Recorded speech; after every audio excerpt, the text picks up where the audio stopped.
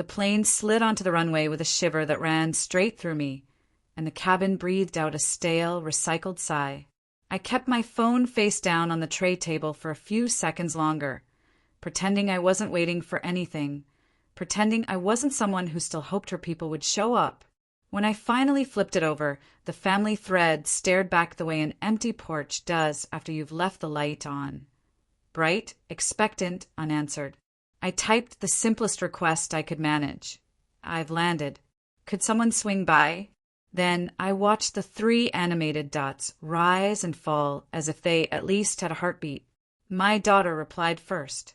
Marissa is quick with solutions when the problem is me. Just order a car, Mom. We're tied up. A minute later, her husband chimed in. All business, even over text. Ride shares are faster anyway. Keep receipts. The sting wasn't the words, not exactly. It was the way they landed. Like reminders that I'd long ago been moved from center stage to the wings and told to keep quiet props. Of course, I wrote back, adding a foolish exclamation mark that tried to sound cheerful and only made me feel cheaper. The phone buzzed again, but it wasn't them. How did the flight go, Ms. Brooks? The name on the screen steadied me more than the armrest had during landing. Dr. Adrian Cole. Not my surgeon of record in the end, but the one who'd listened the most before I was sent out of state for the actual procedure. Vascular, not cardiac. Veins that had been collapsing like back roads during spring thaw. Traffic snarled in places blood should glide. He had explained the plan once using a napkin and a pen, and somehow the sketch had felt kinder than the consent forms. I'm on the ground in Denver, I answered. Still walking. That's something. That's everything, he sent back almost instantly. Where are you now? I glanced around the terminal, all the airport glass, throwing back people's reflections to themselves so they could practice looking like they belonged. Concourse B, near the bookstore.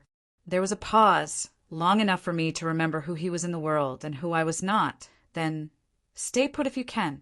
I've just landed for a brief consult across town. My driver is here. We'll scoop you up and get you home. I told him that was entirely unnecessary. He didn't argue. He simply replied, 10 minutes, Eleanor. Rest your legs. You promised me you'd avoid standing when you didn't have to. The small miracle was not that he offered. It was that he remembered a promise I'd mumbled with a paper gown chafing the backs of my knees. I closed my eyes. The hum inside my body, the new bracing, the stitched paths the specialists had built for my sluggish river to find its way, felt foreign but faithful. Not a repaired heart. That would be a simpler story. This was trickier. A darkness of conduits, a tangle that had been straightened, widened, reinforced. The odds had been described to me with numbers I never repeated. I carried them like a superstition you never speak aloud. The message thread with Marissa and Connor blinked up again with a final, tidy note. Text when you're home. It was the domestic equivalent of a thumbs-up sticker slapped onto the side of a sinking boat. I watched my fellow travelers peel away into their reunions. A toddler launched, like a small comet at a waiting grandmother. A couple folded themselves into a hug that told me they still remembered how to stay. I set my carry-on upright and waited for a man who had no good reason to remember me at all. The sedan that pulled to the curb looked like a silver fish, sleek, quiet, purposeful. The driver stepped out first. He was older than my son-in-law, younger than my first grief, with kind eyes that warmed the wind. Ms. Brooks? I'm Raphael. Please let me take that. He lifted my bag as if it were a gift I'd made for him.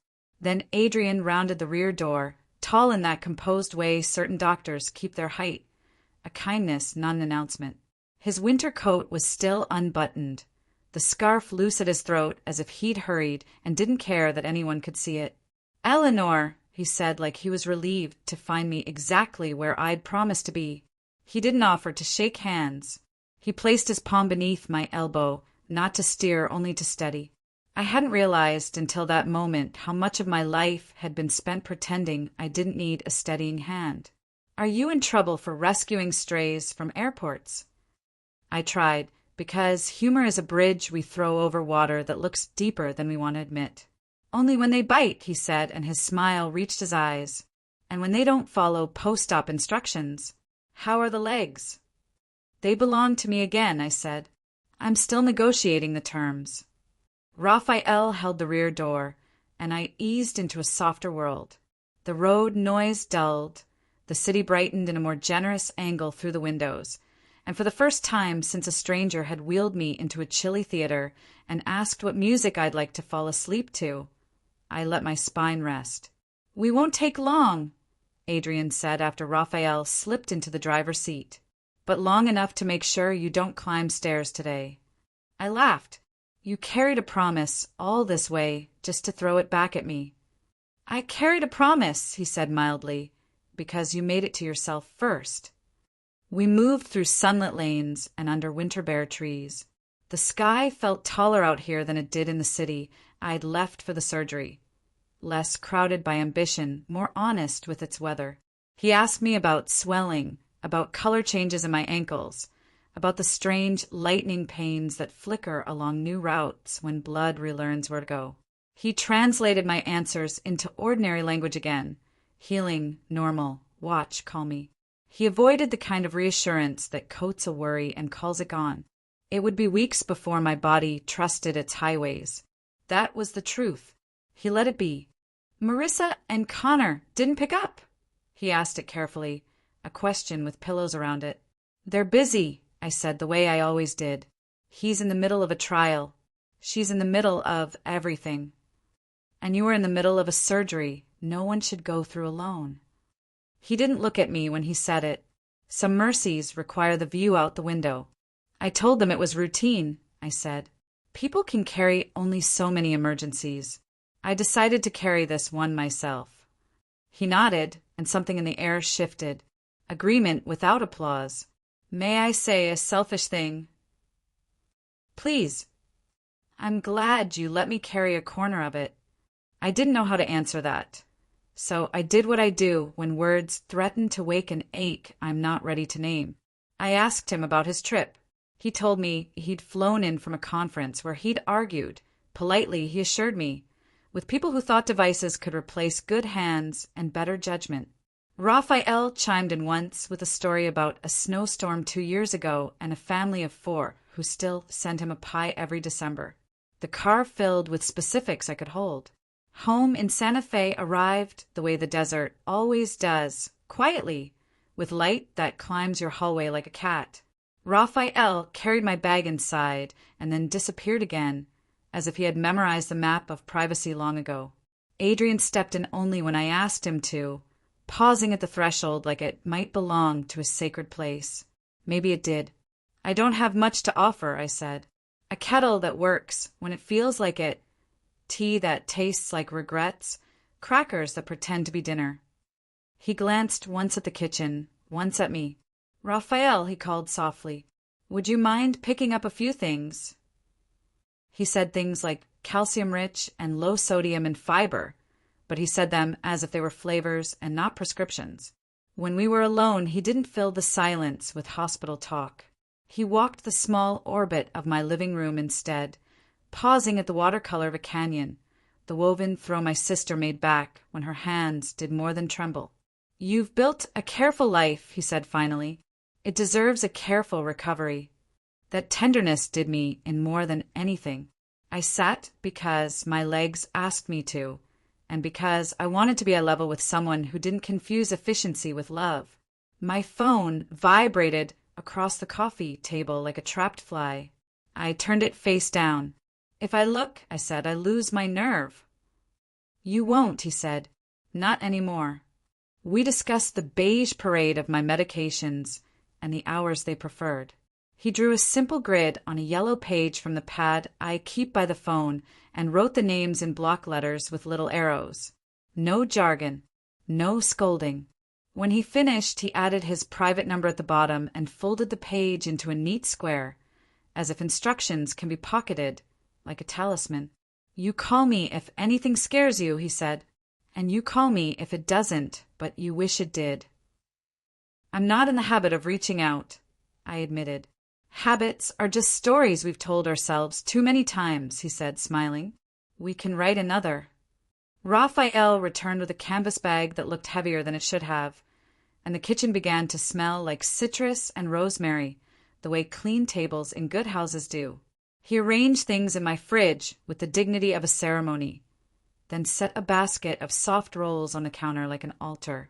After that, he tucked the receipts into a glass on the windowsill and disappeared again, leaving a kindness behind him like a light you forget to switch off and later decide to keep. Adrian checked his watch in that guilty way people in his profession do, the way that says someone else is hurting somewhere, and time is a hallway with too many doors. "I have to head to the hospital," he said. "A consult," then a call with a research team back east. "May I send Raphael by this evening to make sure the arrangements still make sense when the afternoon has had its way with you?" "You make it sound as if the afternoon is a cunning animal." "It is," he said. "It always wants more of you than you were planning to give." At the door, he hesitated, then spoke the way good doctors do when they decide to risk becoming something else. "Eleanor, I'd like to check on you tomorrow. Not only because I'm your annoying post-operative voice, because I like your company." I met his eyes and found, to my astonishment, that I wasn't afraid of what he'd placed between us.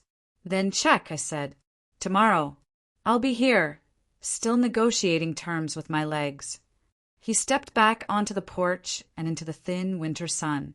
Raphael opened the car door, and Adrian turned once more like men do when they're memorizing a picture they might need later. Then they were down the drive and gone, leaving behind a neat refrigerator, a square of paper that was somehow braver than I felt, and a house that had started to feel larger again. Not emptier, larger. Only after the sedan's quiet hush had faded did I flip the phone face up. The family thread was suddenly full. Messages layered over messages, the kind that prove you've become urgent for all the wrong reasons. "You landed? Are you home? Did you order a car? We're in meetings, but maybe later we can swing by." There was a voice memo from Marissa I didn't open. Connor asked for a copy of the discharge summary. They were trying now, late, sideways in the language of control. I set the phone down and looked around the room that had held me through storms no one else knew were storms. The veins in my legs pulsed with the strange, new rhythm of traffic rerouted and lights turned green where they'd been red for years. I stretched my calves the way the physical therapist had taught me. The kettle sighed on cue for once. I poured water over a bag that promised oranges and hope. By evening, the sun would lean long across my floorboards, and the house would enter that blue hour when truths visit more easily. And tomorrow, a knock would sound that would change the geometry of what my family thought I owed them and what I could finally admit I owed myself. Tonight, though, I let my body be a map with roads newly opened, and I let the tea cool on the counter while I practiced a different habit, not apologizing for taking up space. Morning light arrived the way it always does in Santa Fe, clean, almost sharp, as if the desert sky had been rinsed overnight. I woke not to an alarm, but to the pulse in my legs reminding me they were mine again, though still unsure of their new instructions. The house felt unusually large. Empty homes often do after hospitals, where walls press close and voices carry down sterile halls. I brewed the same tea I'd abandoned the night before and let it cool while I practiced moving from chair to chair without holding onto furniture.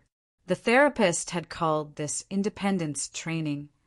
I thought of it more as negotiating a treaty with my own body. By mid-morning the phone rang. The name lit the screen like a flare. Marissa. My daughter's voice carried the cheerful fatigue of someone balancing too many plates at once. "Mom, did you get an okay? Connor said you were supposed to text last night." "I did," I answered, careful to keep the edge out of my tone. "You must have missed it." A pause, quick but telling. We were caught up with things. "How are you feeling?" "I'm here. I'm moving slowly, but I'm moving." "That's good," she said briskly. "We might be able to come by this weekend, if schedules line up. Maybe bring some takeout. Would that help?" It was the kind of offer that sounded generous on paper, but its weight was paper thin. She didn't ask what I needed, only what fit their calendar. I thanked her anyway. Gratitude was easier than disappointment. After the call, silence filled the room again. Too sudden, too final. I sat with it until a softer sound replaced it. A knock at the door. When I opened it, Dr. Cole stood on the step, the same scarf from yesterday, looped more neatly now. His presence had a way of making the air shift, as if the room itself acknowledged him. "You promised me yesterday you'd be resting today," he said with a faint smile. "And I have been," I countered, though the mug in my hand betrayed the hours I'd spent pacing. He stepped inside only after I waved him in. Raphael followed with a second grocery bag, as if my kitchen had become their small project. The gesture was practical, but it carried something warmer, an unspoken claim that I wasn't to manage this alone, no matter what my daughter thought. "May I check the swelling?" Adrian asked, already setting his coat aside. His hands were professional, gentle, never lingering too long. He examined my calves, traced lightly along the stitched paths, then looked up with quiet approval. "Better than I expected. You've been listening." I laughed softly. "I've been obeying. Not always the same thing." He sat across from me then, not as a physician with a clipboard, but as someone who wanted to hear the longer version. We spoke of ordinary things, the weather, the strange hum in the neighborhood where the power lines buzzed after dark, the painting I'd once tried to finish but abandoned halfway. It felt strange, this kind of conversation, free from charts and medical codes. When he finally rose to leave, I realized the afternoon had gone without me noticing. Time had been kinder in his company. "You'll keep walking a little each hour?" he asked at the door. "I will, I promised. And if the promise slips?" "I'll expect you to appear again with more groceries." That earned a laugh from him, low and real. "Then I'll bring oranges. They always remind people that life is sweet enough to keep." He left me with that thought, and for the first time in weeks I believed it might be true. The third morning felt heavier, as if my body had noticed the absence of hospital machines and decided to invent its own alarms. My legs throbbed in pulses, reminding me the healing wasn't linear, that progress could look like a stumble. I moved carefully through the rooms, each step measured, as if the house itself might judge me for misusing its floorboards. I tried calling Marissa, straight to voicemail. I pictured her kitchen filled with cereal boxes and laptop cords, Connor striding in with his tie already knotted, their day rushing forward without space for me. When the beep came, I left only its mom, just checking in. I didn't mention the ache or the dizziness when I'd been too fast. I'd learned long ago which details were welcome and which became burdens. Later, Raphael appeared at the door as if summoned by silence. He carried no groceries this time, only a folded newspaper and that patient smile of his. "Dr. Cole asked me to make sure you'd eaten," he explained, though he never phrased it like an order. More like a favor he hoped I'd grant him. Over tea, he told me about his family. Brother still in New Mexico, a sister who ran a bakery 3 towns away. He spoke with affection, but not complaint, and for a while I let myself imagine belonging to such a rhythm, where people looked in on each other without needing an occasion. By early afternoon, the doorbell rang again. This time it was Adrian himself, hair slightly tousled, his coat still carrying the dry bite of outside air. "I was nearby," he said simply, though the way he looked at me suggested he'd made sure to be. He asked about the swelling, the pain, the colors of my skin where blood had struggled for so long. I showed him the bruises, the narrow scars. His hand steadied my leg, not as a physician now, but almost as a friend unwilling to let me balance alone. "You're healing," he said finally, "but the quiet is louder for you than the pain, isn't it?" I startled a little at his accuracy. Silence is a strange companion. It doesn't argue, but it doesn't comfort either. He nodded. "That's why I'll keep checking in. Not only to measure progress, Eleanor, but to interrupt the kind of quiet that eats at people." The words rested between us, neither medical nor casual. I wanted to thank him, but instead I asked if he'd like tea. He accepted, and the kitchen filled with the faint scent of lemon peel and steam. For a while, the silence wasn't empty at all, it was simply shared. As he left, he promised to stop by again tomorrow. Not to examine, not to lecture, just to sit, and I realized how rare it was to be seen without a checklist attached. That night, as the desert air cooled and the windows blurred with frost, I whispered aloud just to hear another voice in the room. My own sounded fragile, but also undeniable. By the fourth day, the house smelled faintly of citrus from Raphael's groceries and the lingering steam of teas I never quite finished. The veins in my legs had begun to settle into their new rhythm.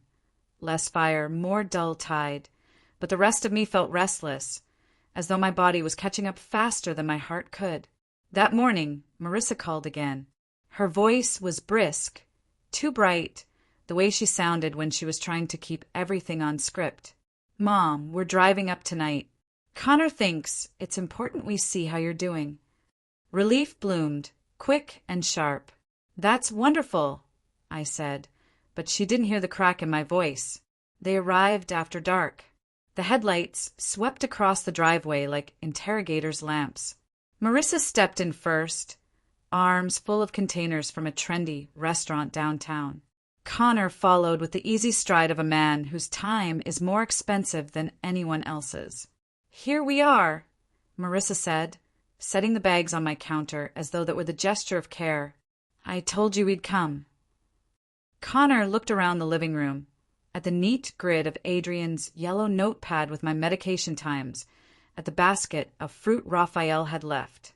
His jaw tightened. "You've had help," he said, not a question. "Yes," I answered evenly. "Dr. Cole stopped by. And Raphael." "Is that appropriate?" His lawyer's cadence snapped through the room, sharp as glass. Marissa stepped in, half defensive, half rehearsed. "Connor just means we thought you'd call us first, before relying on outsiders." I wanted to laugh at the word. Outsiders. Adrian had been closer in 2 visits than they had been all month. But I swallowed the thought.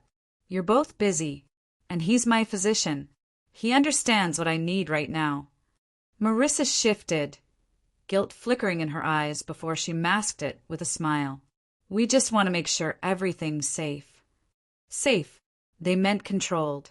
They meant within their lines. Dinner was stiff.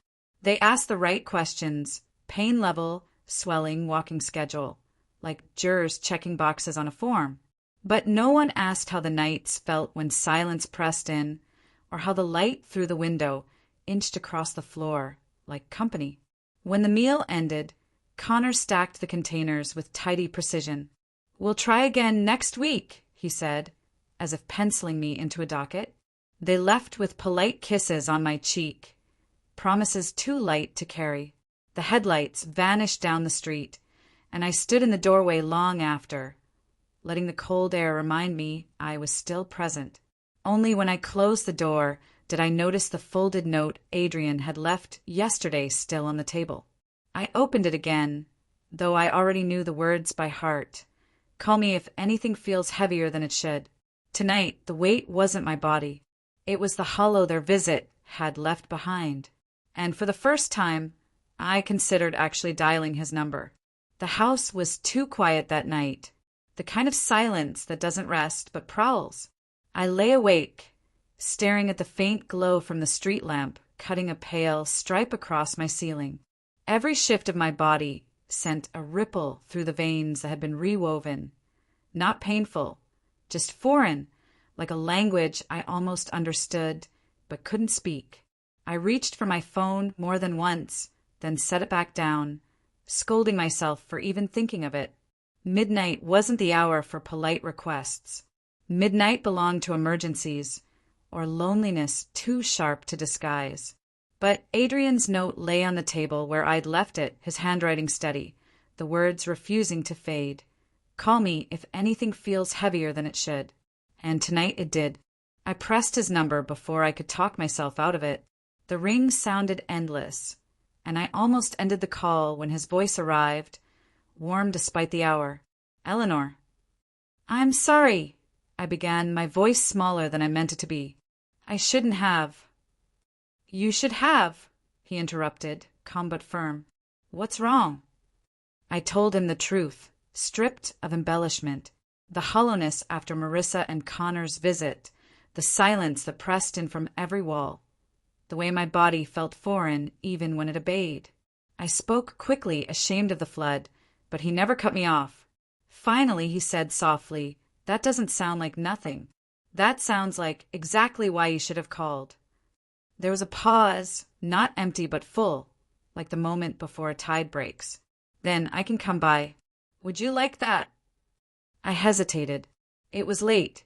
It was unreasonable, but the word left me before I could catch it. Yes. Less than half an hour later, headlights slid into the drive.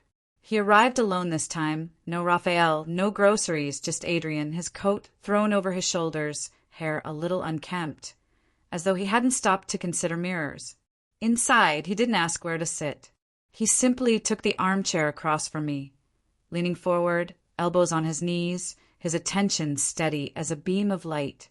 "Show me your legs," he said, and the request felt less clinical than protective. I pulled back the blanket. He checked the swelling, the warmth of the skin, the rhythm of blood beneath. His hands were steady, professional, but his eyes lifted to mine with something far less detached. "You're healing," he said, "but healing doesn't happen in silence. It needs company." I swallowed hard. "You shouldn't be here. Not like this." "And yet," he said, a faint smile at the corner of his mouth, "here I am." For a while we didn't speak. The desert night pressed against the windows, the air inside warmer for his presence. It wasn't romance yet, not exactly, but it was something dangerous in its tenderness. When he finally stood to leave, I felt the tug of reluctance in my chest. He noticed it, he noticed everything, and said only, "Tomorrow I'll come earlier. That way you won't have to call at midnight." And for the first time since the surgery, I believed tomorrow might be bearable. Morning arrived softer after that midnight call, as if the desert itself approved of the risk I'd taken. I moved through the house more steadily, though each step still reminded me that I was living in a body part stranger, part miracle. By mid-morning, Adrian appeared again, this time without excuse, without the shield of groceries or medical charts. Just himself, with a smile that made the silence of the night feel like a shared secret rather than a burden. "Good morning, Eleanor," he said, and the way my name sounded in his voice felt steadier than any cane could. We walked the small circle of my living room together, his hand hovering near my elbow but never insisting. He asked about the swelling, the pain, but more than that, he asked how the quiet had treated me. It felt dangerous. How much that question mattered. Later that afternoon, Marissa called again. Her voice was brisk, as always. "Mom, Connor, and I were talking. We think it's best if you come stay with us for a while, just until you're stronger. We don't want you depending on, well, anyone else." There it was again, anyone else. As though care counted only if it came stamped with their approval. I looked at the folded note still on the table, the neat grid of Adrian's handwriting, the evidence of presence, not just promises. "Thank you, darling," I said gently, "but I'm already where I need to be. I'm stronger here." The silence on her end was sharp, then smoothed over with polite words. She promised another visit, another plan, another week penciled in. When the call ended, I didn't feel abandoned. I felt free. That evening, Adrian returned once more, just as the sky burned itself down into violet over the desert hills. He brought no questions this time, only a book he thought I might enjoy, tucked under his arm as casually as a neighbor borrowing sugar. "I shouldn't stay long," he said, though he sat anyway, and hours slipped past unnoticed. When he rose to leave, I walked him to the door without hesitation, legs steady enough to prove what I hadn't yet dared to say aloud, that I wasn't just surviving anymore, I was beginning again. On the threshold, he hesitated. "Eleanor, may I ask you something?" "Yes." "Would you like company that isn't measured in checklists and charts?" His meaning was plain, but his tone was patient, offering rather than pressing. I felt the weight of the moment, not heavy, but grounding. "Yes," I said. "I think I finally would." He smiled then, not as a doctor, not as a rescuer, but as a man relieved of pretense. "Then tomorrow," he promised, "we'll write a new habit together." The door closed behind him, and the house didn't feel large anymore. It felt open, and for the first time in years, I looked at tomorrow not with dread or duty, but with a quiet, defiant hope.